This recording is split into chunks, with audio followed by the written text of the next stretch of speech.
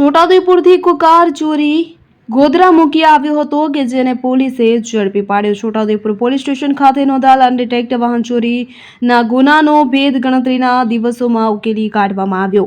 વિગતે વાત કરીએ તો છોટાઉદેપુર ટાઉન વિસ્તારમાં તારીખ 17/4/2025ના રોજ કોઈ અજાણ્યા ઇસમે ફરિયાદીની મારુતિ સુઝુકી કંપનીની ઇકો ગાડીની ચોરી કરી ગયેલ કે જે અંગે છોટાઉદેપુર પોલીસ સ્ટેશનમાં ABNS કલમ 303(2) મુજબનો ગુનો દાખલ કરવામાં આવ્યો હતો। વણસોદાયેલ ગુનાને શોધી કાઢવા છોટાઉદેપુર પોલીસ વડા ઇમ્તિયાઝ શેખ દ્વારા છોટાઉદેપુર મિલકત સંબંધી વાહન ચોરીના વણસોદાયેલા ગુનાઓ શોધી કાઢી અસરકારક કામગીરી કરવા જિલ્લાના તમામ થાણા ઇન્ચાર્જનાઓને સૂચના આપી હતી કે જેના અનુસંધાને છોટાઉદેપુર પોલીસ સ્ટેશનના પોલીસ ઇન્સ્પેક્ટર AR પ્રજાપતિનાઓના માર્ગદર્શન હેઠળ હ્યુમન સોર્સિસ અને ટેકનિકલ સર્વેલન્સની ટીમ દ્વારા અલગ અલગ દિશામાં તપાસ કરતા હકીકત જણાઈ આવેલ કે ઉપરોક્ત ગુનામાં ચોરી થયેલ ઇકો ગાડી છોટાઉદેપુર ટાઉન વિસ્તારમાં રહેતા અલ્તાફ અબ્દુલ ગની મફત નાઓએ ઇકો ગાડી ચોરી કરી હોવાની માહિતી મળતા સદરી ઇસમને પોલીસ સ્ટેશન લાવી ઊંડાણપૂર્વક તપાસ કરતા સદરી ઇસમે ઇકો ગાડી ચોરી કરેલ હોવાની કબૂલાત કરી હતી।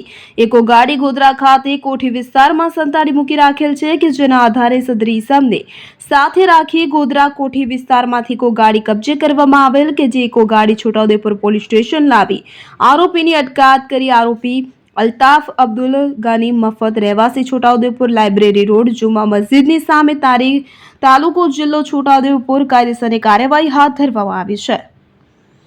Bureau report Imran Mirza, Chhota Udepur.